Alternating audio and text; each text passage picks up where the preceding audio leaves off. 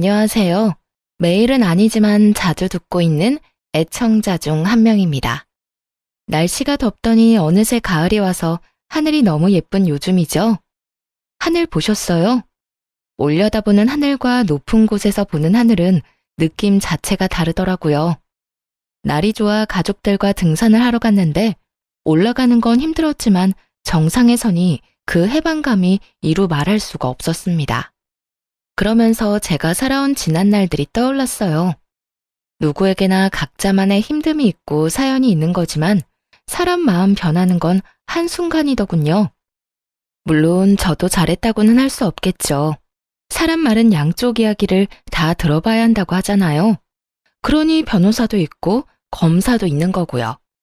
판결을 받고 싶다는 건 아니고 이미 다 지난 일인데 저같이 살아온 또 다른 선택의 기로에 서 계시는 분이 계시다면 같이 들어주시고 공감해 주시면 좋겠습니다. 산을 오르는 것 같았던 제 삶에 대해 이제는 말해도 되겠죠? 제 인생이 그랬어요. 늘 오르막을 오르는 것 같았죠. 그렇다고 막 힘들게 살았던 건 아니었습니다.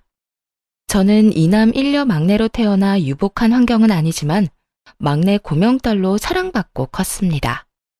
나이 터울이 좀 있다 보니 오빠들도 부모님도 많이 아껴주셨고요. 잘해도 잘한다, 못해도 잘한다, 그렇게 자랐던 것 같습니다. 다른 오빠 있는 친구들 보면 엄청 싸우고 하던데 저희 집은 안 그랬답니다. 한참 클 나이라 먹고 싶은 것도 하고 싶은 것도 많았을 오빠들은 뭐든 저부터 챙겨줬죠. 덕분에 부모님이 마음 놓고 맞벌이로 일도 다니시고 오빠들은 대학까지 다 갔었고요. 하지만 두 분 벌이로 비싼 등록금을 감당하기엔 벅찼던 것 같아요. 그렇다고 공부 잘하는 오빠들 등록금을 안 내줄 수도 없는 노릇이었죠. 큰오빠는 법대로 진학해서 검사가 되는 목표가 있었고요. 작은 오빠는 아직 꿈은 없었지만 뭐든 열심히 하는 사람이었습니다. 둘 다 공부를 잘하는 건 저희 집에서 당연한 일이었고요. 어느 날 큰오빠가 제대를 해서 복학을 하고 둘째 오빠가 대학교 입학을 앞두고 있던 날이었어요. 엄마의 한숨이 늘어나는 걸 봤습니다. 한숨 쉬다 저랑 눈이 마주치며 웃어주시는데 제가 모를 거라 생각하셨던 것 같습니다. 저도 그땐 이미 고등학교 진학을 어디로 할지 정할 시기라 그만큼 머리가 컸는데도 말이죠. 막내는 나이가 60을 먹어도 막내라는 말이 맞나 봅니다. 아마 그랬던 것 같습니다. 공부를 잘하긴 했는데 조금 경쟁률이 높은 과를 지원해서 전액 장학금을 받지는 못했고 작은 오빠는 그냥 바로 자원 입대를 하려고 하더군요. 당연히 부모님이 말리셨죠. 공부도 다 때가 있는 건데 놓치면 안 되는 거라고. 걱정하지 말고 공부나 하라고 하셨습니다. 그때 사회 분위기가 남자들은 무조건 대학을 가야 하는 분위기였습니다. 학자금 대출을 알아보러 다니시는 부모님 모습이 너무 밟혔어요. 어서 빨리 돈을 벌어 도움을 드리고 싶기도 했죠. 그 뒤 오빠들은 장학금을 놓치지 않고 학교를 다녔습니다. 그럼에도 불구하고 어머니의 한숨이 뇌리에 박혔던 탓일까요? 저는 상고로 진학하기로 결심했습니다. 저도 공부 잘하는 오빠들 덕분에 공부를 못하는 편은 아니었어요. 나름 학교에서도 상위권이라 선생님들은 당연히 제가 인문계로 진학할 거라고 찰떡같이 믿고 계셨고 아마 부모님도 다른 생각은 안 하셨던 것 같아요. 바쁘신 엄마가 처음으로 학교에 오셔야 했는데 항상 일하시느라 운동회도 못 오시던 분이었거든요. 그게 또 선생님에게 안 좋은 소리를 들으셔서 제 마음이 너무 아팠습니다. 어머니, 공부를 잘하는데 왜 상고를 가려고 하는지 모르겠네요. 집안이 많이 어려우세요. 네? 저희 미정이가 상고를요? 네, 무슨 생각으로 저러는 건지 모르지만 요즘은 여자들도 인문계 가야 대학도 가고 하고 싶은 거 하고 살지 않겠습니까? 좀 설득 좀 해봐 주세요. 미정아, 상고는 왜 가려고 그래? 누가 상고 가라고 했어? 엄마, 나 공부 잘하는 거 알잖아. 오빠들 때문에 이 정도 하는 거지. 인문계는 왜 가는 건데? 대학 가려고 가는 거잖아. 난 대학 안 갈 건데 굳이 인문계 갈 필요가 없잖아. 며칠 동안 오빠들부터 아빠까지 저를 설득하려고 애썼지만 제가 한 번 고집 피우면 절대 꺾지 않는다는 걸 모두 잘 알고 있었습니다. 그렇게 저는 상고로 진학했고 장학금을 받으며 다녔어요. 성적도 물론 좋았고요. 덕분에 남들보다 빨리 취업 전선에 뛰어들 수 있었는데 내가 목표로 했던 은행은 근처에도 못 갔지만 말입니다. 이것은 참 세상은 인맥으로 돌아간다고 내정받은 건 저였는데 무슨 연줄이 있는 건지 학교 오는 둥 마는 둥 하는 아이가 선발됐다고 하더군요. 그때 좀 힘들었죠. 세상이 다 밉게 보이고 그래도 어쩌겠어요. 바뀌는 건 없더라는 겁니다. 저는 은행 대신 제법 큰 공장 회계과에 들어가게 되었습니다. 은행도 아니고 뭐 힘들게야 하겠냐고 주판만 두드리고 서류 정리만 잘하면 된다고 들었거든요. 주판이 어떻게 생겼는지 내 책상은 어디 있는지 전 계산은커녕 매일매일 청소만 하다 왔어요. 선배들이 자기 빨래까지 가져다 놓은 것도 분말 없이 빨아야 했고요. 그 시절 따뜻한 물이 나오는 건물이 어디 있었나요? 호텔에서나 나왔겠지. 추운 겨울엔 얼어붙은 손을 호호 불면서 빨래를 해야 했습니다. 집안일이라고는 해본 적이 없었던 저는 손빨래가 그렇게 힘이 들었습니다. 요령이 너무 없었던 거죠. 빨래하고 들어오면 손이 얼어 타자를 칠 수가 없어 사무실 일은 더 못했고 그러다 보면 일 느리다고 구박받고 계속 그런 일상의 도돌이표였습니다. 심부름도 한 번에 시키는 법 없이 다녀오면 다른 사람이 불러서 또 시키고 뭐 그런 식이었답니다. 그러니 일을 제대로 배울 수 있는 환경이 못 되었던 거죠. 요즘 같으면 바로 신고감인데 저희 때는 신고가 어디 있겠습니까? 그냥 다녀야 했습니다. 좀 지나니까 이골이 나기도 하고 오기가 나서 어디 두고 봐라 하는 마음에 제일 먼저 출근해서 청소해놓고 얼어있는 손 녹여서 일하고 선배들이 일 시키기 전에 미리미리 예상해서 다 해놓고 마지막까지 정리 다 하고 퇴근하길 반복했어요. 인생의 암흑기를 말하라고 하면 딱 그때라고 말할 수 있을 정도였습니다. 하지만 어둠이 계속되는 법은 없잖아요. 점점 해가 뜨기 시작했습니다. 그러다 보니 서류 업무도 조금씩 저에게 돌아오더라고요. 아시다시피 전 청소보다는 공부 쪽이 체질에 맞는 사람이라 전 제자리를 찾은 사람 마냥 업무 처리를 거침없이 해나갈 수 있었습니다. 언제 또 청소를 빨래를 시킬까 싶어 얼른 업무를 처리해 나갔죠. 물론 배울 것도 많았지만 크게 실수하는 일 없이 빠른 속도로 처리하다 보니 선배들이 너도 나도 할 것 없이 저에게 일을 주더라고요. 어느새 반대로 선배들이 저에게 일을 맡기기 위해 제 일을 덜어주는 상황이 발생하게 되었고 이런 제가 입소문이 난 건지 비서실로 발령이 나는 일이 벌어졌습니다. 이제 입사한 지 얼마 안 된 제가 비서실까지 가는 건 좀 눈치가 보여 처음엔 가지 않겠다고 했습니다. 사실 제가 가도 되는 곳인지도 알 수 없었고 여기보다 더한 곳이라는 소문에 두려웠거든요. 선배들을 다 제치고 이제 막 20살 갓 넘은 제가 비서실이라니 말이 안 된다 생각했습니다. 월급도 처우도 확연히 달랐기 때문에 서로 가려고 하던 자리였습니다. 그런데 정말 발령이 나버린 겁니다. 제 의사와는 상관없이 발령이 나서 묵묵히 책상을 정리하는데 선배들이 다가오더군요. 해코지할까봐 얼마나 놀랐는지 여자들의 시기 질투 원망이 얼마나 무서운지 직접 느껴본 저는 그저 무서움에 떨어야 했습니다. 그런데 아니었어요. 선배들은 진심으로 절 축하해 주셨어요. 미정아, 여기보다 더 힘들 거야. 열심히 해야 해. 우리 얼굴에 먹칠하지 말고. 알았지? 그래. 그래도 너라면 잘할 거야. 힘들 땐 놀러와. 우리가 비서실 애들 욕 다 들어줄게. 밉상 같던 선배들이 격려해주고 축하해주니 눈물이 다 나더군요. 남자들만 우정이 있는 게 아니죠. 여자들 우정도 만만찮아요. 고생 끝에 낙이 온다는 옛말이 틀린 게 하나 없어요. 그동안의 고생은 싹 잊어버리게 되더니 통장에 착착 돈 쌓이는 소리가 들리는 것 같은 나날을 보냈습니다. 중간중간 군대 갔다 온 오빠들 몰래 등록금이나 생활비를 보내주고도 돈 쓸 데가 없던 저는 제법 돈을 모을 수 있었어요. 그쯤 되니 저도 공부를 하고 싶어졌습니다. 어릴 땐 돈만 벌면 된다 싶었는데 사회생활을 하다 보니 그건 또 아니더라고요. 필요한 자격증은 학교 다니면서 땄기 때문에 대학교 졸업장이 가지고 싶었던 거죠. 이곳도 충분히 좋은 곳이었지만 여러 사람들을 만나고 사회생활을 하면서 선배들의 조언도 좀 들리게 되고요. 여자도 좋은 대학 나와야 해. 좋은 대학 아니라도 대학은 나와야 해. 그래야 대접받아. 봐봐, 김대리하고 나하고 입사 동기인데 그때 월급 차이가 얼마나 났는지 알아? 살기 싫더라고. 김대리 타자도 한글 문서 작업도 못하던 놈이란 말이야. 일은 내가 더 많이 하는데.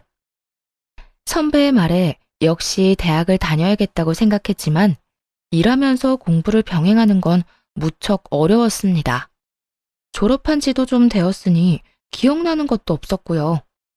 그래도 직장인들을 받아주는 야간 대학이 있다는 것을 알고 등록을 하고 학교를 다니기 시작했답니다. 그쯤 큰오빠는 사법고시를 패스했고 회사를 다니다가 무슨 시험 준비를 한다던 작은오빠까지 공무원 시험에 합격해 집안의 경사가 계속 이어졌습니다.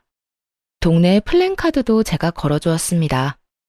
모두에게 우리 오빠들이 이만큼 잘났다고 자랑하고 싶었죠. 그걸 보며 부모님이 웃으시는 걸 보자 제 마음이 다 편해지더군요. 뭔가 다 이룬 느낌까지 들었습니다. 정작 저 스스로는 이뤄놓은 게 하나 없었는데 말이죠. 그날을 계기로 전 홀가분한 기분으로 다시 직장과 공부를 병행하며 즐거운 나날을 보냈습니다. 가끔 부모님 용돈 드리는 거 외엔 저는 계속 저금을 했어요. 투자 이런 것도 잘 몰라 그냥 무작정 이율 좋은 은행 찾아 적금 넣는 식으로 돈을 모았습니다. 그러다 야간 대학에서 저처럼 뒤늦게 대학 졸업장을 따기 위해 온 남편을 만나 연애라는 걸 하게 되었습니다. 사는 게 바빠 관심 가질 여유가 없어 해본 적 없는 연애를 나이가 제법 차서 하니 모든 게 다 설레고 마냥 좋았죠. 남편도 무슨 사정인 건지 주머니 사정이 좋아 보이지는 않았고 저는 그런 거 신경 쓰지 않았습니다. 야간 대학에서 만났다는 공통점 하나만으로 충분했거든요.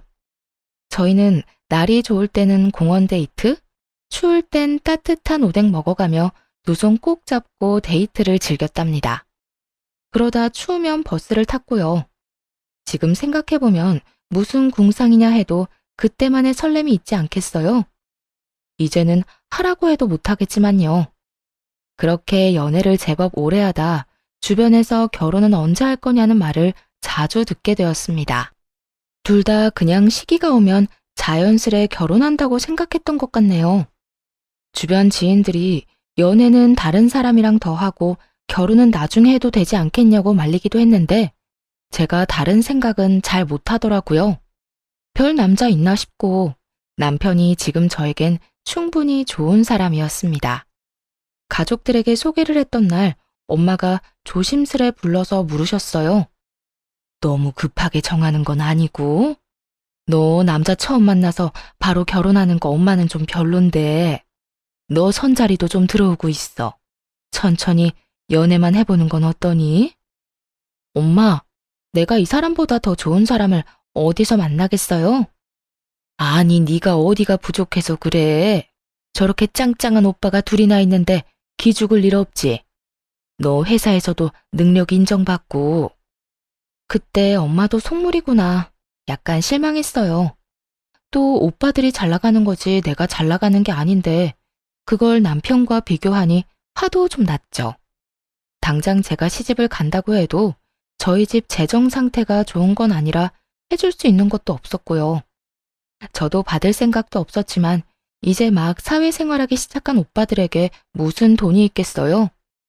또 오빠 공부 뒷바라지에 부모님이 가진 것도 뻔히 제가 다 아는데 못된 말로 엄마 속을 좀 후벼 파고 남편과의 결혼을 추진했습니다. 엄마, 나 냉장고라도 하나 사줄 수 있어? 없잖아. 그냥 내가 알아서 갈 테니까 반대만 하지 말아줘. 양가 집안의 양해를 구하고 혼수 예물 아무것도 하지 않았습니다. 그래도 너무 빈손인 건 정말 아닌 것 같아 시부모님 옷 한 벌씩은 해드리라고 남편에게 봉투를 주긴 했습니다. 그게 많이 부족하다고 생각하신 건지 시부모님 얼굴이 썩 나를 반기지는 않으셨어요. 살면서 잘해드리면 되지 싶어 저는 크게 신경 쓰지 않기로 했습니다. 형편에 맞게 살아야 한다는 게 제 생각이었고 남편도 이해해주던 부분이었거든요. 제가 모았던 돈에 신랑 돈 보태서 작은 원룸에서 신혼생활을 시작했습니다. 신랑이 제 말에 잘 따라주는 편이었기 때문에 월급의 70%는 적금을 넣었고 혼자 벌다 둘이서 모으기 시작하니 생각보다 돈이 빨리 불어났습니다. 그런데 고지를 코앞에 두고 저희에게 아이가 생겼어요. 너무 예쁘고 사랑스러워 일 같은 건 생각도 나지 않더라고요. 지금을 놓치면 아이 크는 걸 못 볼 것 같다는 생각에 저는 저축을 조금 미루기로 했습니다. 집에서 아이를 돌보는 게 제 일이라 생각했고 그래서 일을 그만둔 거였죠. 저희 부모님도 소소하게 일을 하고 계셨고 시부모님들도 마찬가지셨어요.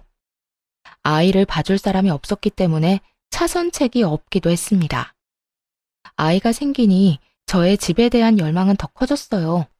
아이가 크면 자기 방은 하나 줘야 하지 않겠나 하는 마음에 더 악착같이 아끼며 어떻게 보면 궁상맞게 살았던 것도 같습니다. 저는 옷이 계절별로 2벌이면 좋겠고요. 옷을 언제 사본지 기억나지 않을 정도였죠. 화장품은 처녀 때 쓰던 거 그대로 화장대 위에 있었습니다. 뚜껑 열 필요도 못 느끼겠더군요.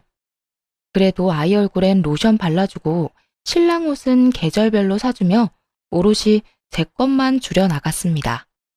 아이가 클수록 돈이 많이 들기 시작했어요.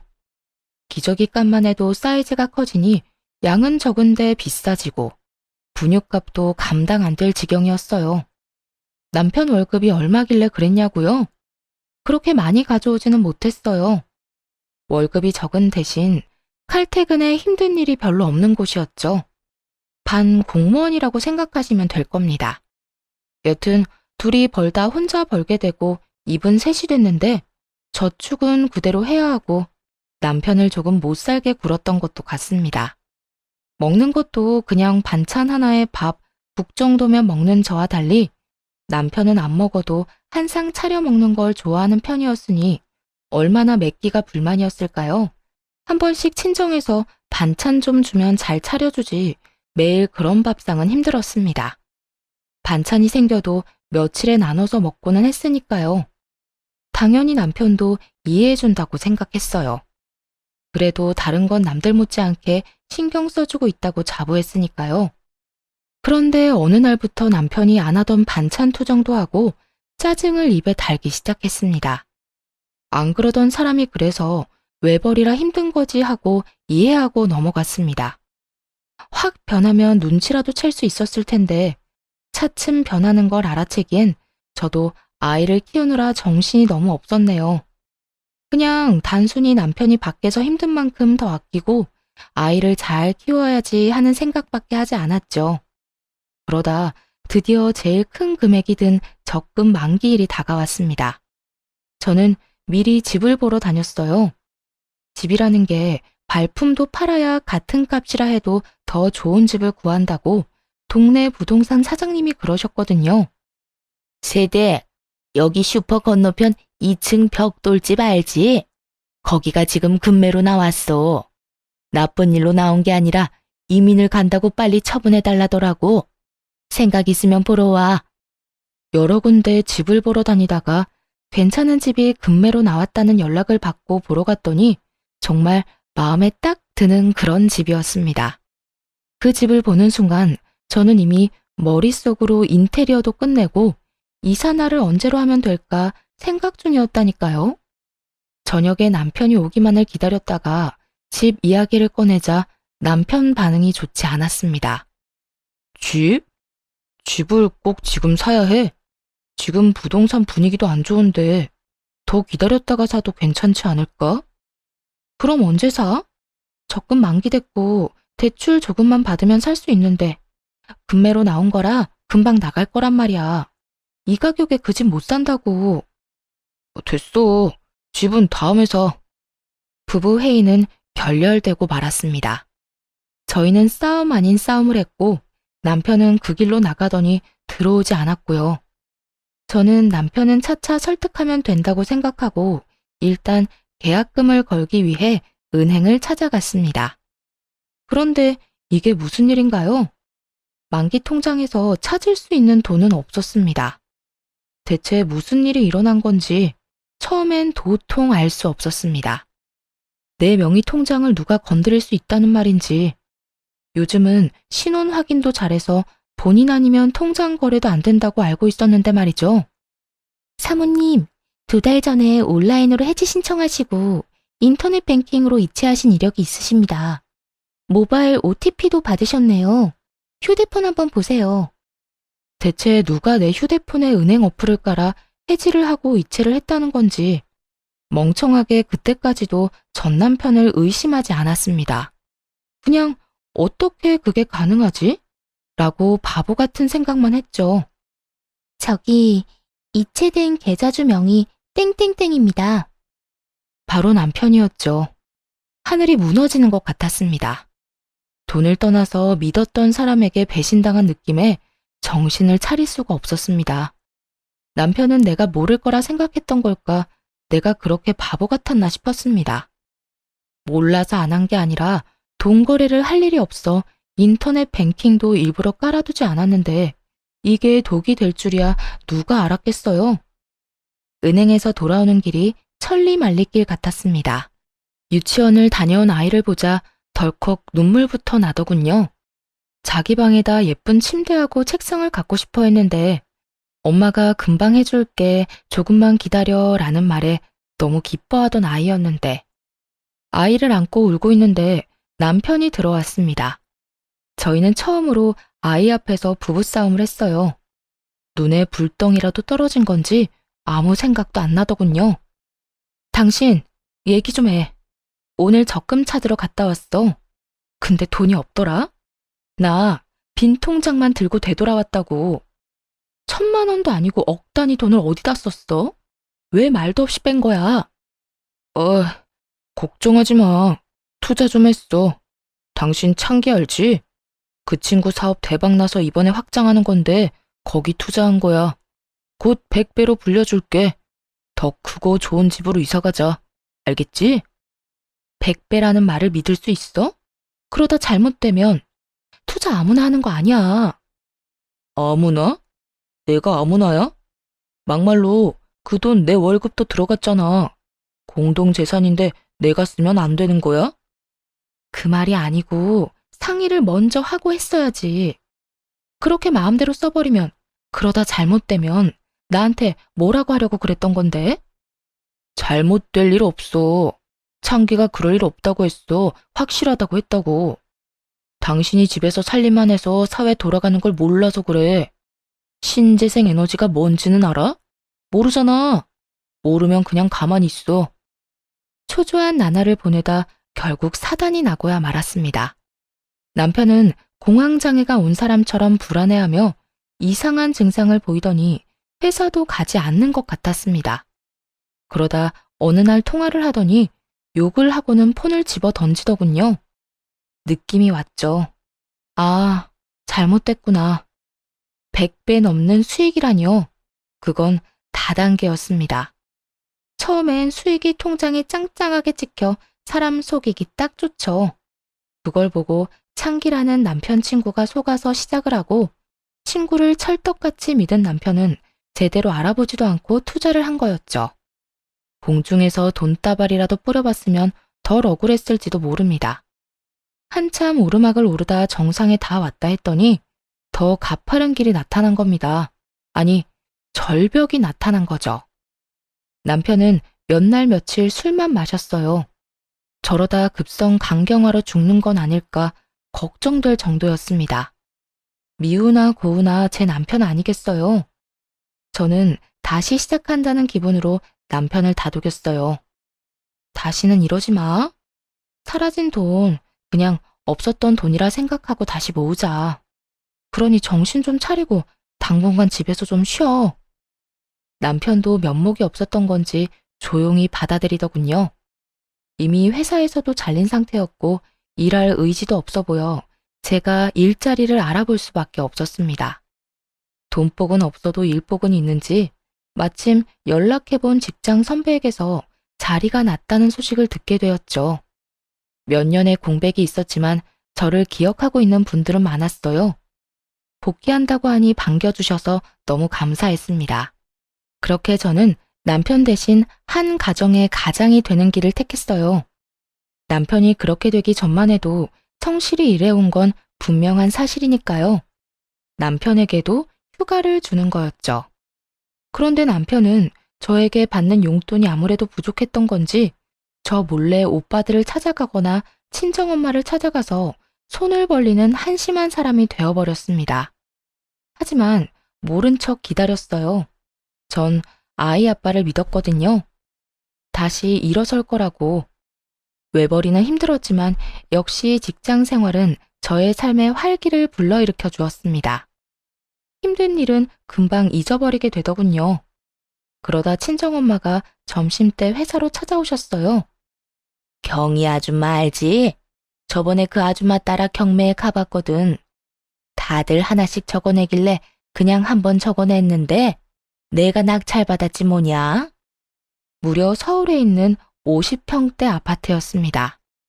무슨 사연으로 경매에 나온 건지 모르지만 엄마가 낙찰받은 가격도 그렇게 낮은 금액도 아니었죠. 저에게 돈을 달라고 오신 건가? 드릴 돈이 없는데 괜한 걱정부터 들었습니다. 저희 집이 이렇게 된 걸 엄마는 모르셨거든요. 엄마가 돈이 어디 있어서. 응, 네 오빠들도 일하니까 돈 금방 모이더라. 내 새끼들이 다 착하잖냐. 너도 그렇고 벌어서 나 갖다 주잖아. 이 나이 먹고 이제 돈 쓸 데도 없고 해서 그냥 한번 해본 건데 그네한테 물어보니 괜찮은 거라고 낙찰 받으라 해서 받았어. 그리고 너 시집 갈 때 집에 돈이 너무 없어서 아무것도 못 해준 거 엄마가 마음이 안 좋았는데 그래서 말이야. 이거 너 해라. 엄마. 네가 그동안 하고 싶은 거 못하고 모은 돈 다 우리한테 쓴 거 알아. 그거의 10분의 1도 안 되겠지만 이거라도 해서 시댁에서 어깨 펴고 살으렴. 엄마가 그렇게 말하는 이유가 있었어요. 사실 무슨 피해의식인지 없이 살수록 없는 사람을 더 업신여긴다는 거 여러분은 느껴본 적 있나요? 전 우리 남편 집을 보면서 그걸 딱 느꼈습니다. 그래서 결혼할 때 혼수나 예물을 무리해서 해가나 봅니다. 제가 너무 아무것도 없이 시집을 가다 보니 남편 집에서 은근히 저희 집을 무시하긴 했거든요. 굳이 비교를 하자면 저희 친정이 훨씬 나은 집이었는데 많은 무시를 당한 게 사실이었습니다. 엄마는 다 알고 계셨나 봐요. 임신하며 공부도 중단해 결국 졸업장은 따지도 못했으니 난 고졸이고 남편은 졸업장을 따서 대졸이었죠. 그런 걸로도 사람을 무시하더라고요. 당신 아들이 돈 날려먹은 건 신경도 안 쓰고 오빠들은? 오빠들도 결혼할 때 필요하잖아. 오빠나 주지 왜 나를 줘? 그네가 돈 보탰어. 너 주라고 먼저 얘기하더라. 너한테 투자해야 내가 늙어서 편할 거래. 너무 감동해서 눈물이 앞을 가리더군요. 이사갈 준비에 마음이 들떠 있을 때였어요. 남편에게 서프라이즈로 놀래켜줄 마음으로 아무 말 안 했고요. 30평도 크다 했는데 50평이라니. 생각지도 못한 평수에 아이방 하나, 부부방 하나, 손님방 하나 해도 방이 남아돌고 시부모님을 모실까 생각 중이었는데 남편이 갑자기 이혼을 하자며 이혼 서류를 내밀더군요. 당신 같은 짠순이랑 사는 거 이제 더는 못 해먹겠어. 여자가 어디 꾸미는 구석이라도 있어야 예쁘게 봐주기라도 하지. 화장은 하고 다녀? 회사에서 그러고 다니면 안 잘려? 그 옷은 유니폼이야? 맨날 똑같은 옷 입고 나가고. 당신 무슨 소리야? 갑자기 왜 그래? 말 나온 김에 그냥 정리하자. 나 만나는 사람 있어. 애는 네가 데려가. 내가 혼자 벌어서 그동안 고생한 거 알지? 나도 더 늦기 전에 남들처럼 살아보고 싶다. 그러니까 그냥 이혼하자. 갑자기 왜 이러는지 모르겠어. 무슨 일 있어? 막말로 네가 우리 집에 잘하기를 했냐? 나한테 해준 게 뭐 있어? 맨날 돈돈거리며 통장이나 끼고 살았지. 나한테 관심이나 있었어? 여보, 그거야. 우리 잘 살아보려고 집 한 채 가지고 있으면 당신도 부담 줄고 집 담보 잡아서 사업이라도 할 수 있는 건데 그러려고 아둥바둥한 걸 그렇게 말하면 난 어떡하라고. 그러니까 난 이제 그런 거 신물이 나니까 너 혼자 하라고. 아니면 마음 맞는 사람 찾아서 둘이 해보던지. 같이 고생해서 왜 그래. 며칠 전에 엄마가 서울에 50평대 아파트 경매로 낙찰받아서 놔주셨어. 계약서 받으면 당신한테 말해주려고 한 건데 거기 위치도 너무 좋고 학군도 좋아서 다른 데 이사 갈 필요도 없어. 평생 쭉 살면 되고 방도 많아서 당신 부모님 같이 모시고 살자. 그래? 그럼 그거 그냥 다시 팔아서 재산 분할하고 너는 너, 나는 나. 이렇게 따로 새삼 살자.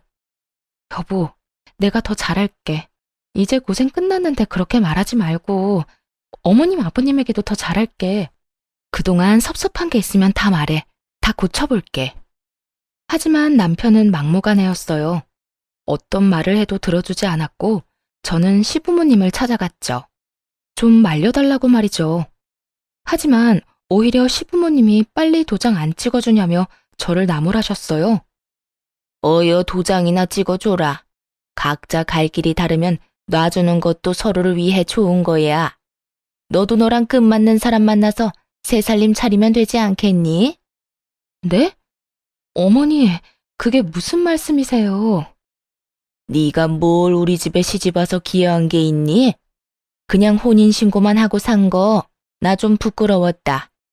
내가 축의금 낸 것만 얼만데 그런 거 하나도 못 받고 예물도 없이. 어쨌든 빨리 해주려무나. 어머니, 그 이 진짜 여자 생겨서 그러는 거예요? 믿을 수가 없어요.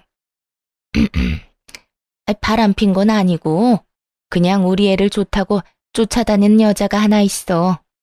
그 여자 집안이 좀 괜찮아 보이긴 하는구나. 제가 뭘 그렇게 잘못한 걸까 한참을 생각했습니다.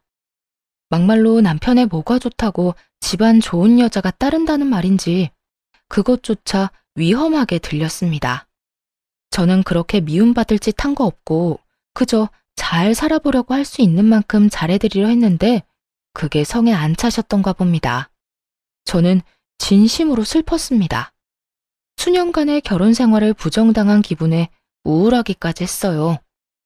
며칠을 이혼을 한 해 못 한 해 실랑이를 하다가 아이는 제가 데려가는 대신 양육비는 줄 수 없다고 하는 말에 또 며칠 실랑이가 이어졌습니다. 양육비를 원하면 자기가 아이를 키울 테니 저더러 양육비를 달라고 하더군요. 저 모습에 어느 엄마가 아이를 맡기겠습니까? 저는 이혼을 해줄 테니 그럼 아이만 데려가겠다고 합의를 했습니다. 결국 여전히 마음을 추스리지 못하고 끌려가듯 법원에 갔습니다. 저는 큰오빠와 함께 남편은 시어머니와 함께였죠. 힘겹게 서류를 제출하는데 남편이 제가 모르는 서류를 하나 더 제출하더군요. 뭐냐고 물으니 당당하게 재산분할 신청서라고 합니다. 재산이라니, 저희는 재산이라고는 아시다시피 남편이 날려먹었던 적금이 다였는데 말이죠. 우리한테 무슨 재산이 있다고 그런 서류를 내? 지금 사는 집 전세금? 그거 반반하면 되는 거 아니야? 굳이 이런 거 낼 필요 없이. 또 50평 아파트 장모가 준 거 있잖아. 그건 왜 빠뜨려? 날 아주 호구로 하는구만. 아니, 그건 엄마가 나한테 준 거지 당신 건 아니잖아. 당황해서 아무 말 못하고 있자 큰오빠가 나서서 증여재산에 대해 차분하게 설명해 주었습니다. 자네 그때 내 동생 데려갈 때 뭐라고 했어? 손에 무릎 묻혀도 마음만은 보듬고 살겠다고 했잖아. 이게 뭐야? 그리고 증여재산은 재산 분할에 해당이 안 되는 거 모르나? 모르면 변호사한테 물어보던가. 뭐? 그 아파트가 재산 분할에 해당 안 된다고? 나 그거 믿고 너 만나는 애인이랑 그거 팔아서 새 살림 차리라고 한 건데. 뭐야, 엄마. 엄마가 그냥 이혼하면 된다고 했잖아. 나 그럼 돈 한 푼도 못 받는 거야? 아유, 잘 좀 알아보지. 어떡하면 좋니? 너 가게 하나 해주면 새아가한테 아파트는 우리가 해준다고 했는데. 진짜? 엄마가 책임져요. 난 몰라. 잘못되면 다 엄마 탓이야. 지금껏 보고 살아온 사람이 맞는 건지 완전 다른 사람을 보는 것 같았습니다. 무엇에 홀려도 단단히 홀렸던 게 아닐까 했죠. 저런 사람을 남편이라고 받들고 살다니 제 자신이 한심하기 이루 말할 수 없었죠. 순식간에 콩깍지가 벗겨졌는지 정남이가 뚝 떨어졌습니다. 이혼 서류 제출만으로는 이혼이 바로 되지는 않더군요. 이혼되기까지는 꽤 긴 시간이 필요했습니다. 조정기간 이런 것도 필요했고요. 먼저 이혼을 요구한 남편은 아파트가 재산 분할이 안 된다고 하자 말을 바꿨습니다. 하지만 제가 이제 같이 살 마음이 없어진 지 오래였고요. 제가 끝까지 이혼하겠다 하니 갑자기 그럼 아이는 자기가 키우겠다 하더군요. 언제는 나보고 데려가라고 하더니 웃음밖에 안 나왔습니다. 결국 큰오빠의 도움으로 양육권도 제가 받아오고 양육비도 매달 50만 원씩 보내주는 걸로 이혼은 정리가 되었습니다. 엄마가 낙찰받아줬던 아파트는 딸과 둘이 살기엔 넓었기에 친정 부모님과 함께 살기로 했습니다. 저는 덕분에 멈췄던 공부도 다시 시작했고요. 다 엄마가 잘 봐주셔서 가능한 일이었습니다. 참 감사한 일이죠. 그 뒤로 전 남편은 어떻게 됐냐고요? 말도 마세요. 딱 1년 지나고 제가 사는 아파트로 찾아왔는데 1년 만에 보니 감회가 새롭고 그럴 줄 알았는데 지난번에 정남이 떨어진 거에 뭐 더 떨어질 게 있다고 완전히 사람으로 안 보이게 되었습니다. 여보, 우리 다시 합치자. 애도 아빠가 필요하잖아. 나 그 여자랑은 애초에 헤어졌어. 그때 잠깐 꼬셔서 넘어갔던 것뿐이야. 난 자기밖에 없는 거 잘 알잖아. 정말 한심해서 말도 안 나오더라고요. 말을 안 하고 있으니 내가 허락했다는 뜻으로 받아들인 건지 슬금슬금 안으로 들어오려는 거 체인을 딱 걸어 잠그고 소리쳤습니다. 누구신데 남의 집에 와서 이러세요? 잘못 찾아오신 거면 그냥 가시고요. 여보, 왜 이래? 자꾸 헛소리 하시면 경찰에 신고할 거고 아파트 CCTV 영상 따서 입구에 붙여놓을 거예요. 잡상인 출입이 잦으니 조심하라고. 잡상인? 잡상인. 어서 안 꺼져? 당장 꺼지라고. 제가 큰 소리를 내니 처음 보는 모습에 놀라서 달아나는데 신발이 벗겨져도 모르고 열심히 도망가는 모습이라니 혼자 봐서 아쉬울 정도였답니다.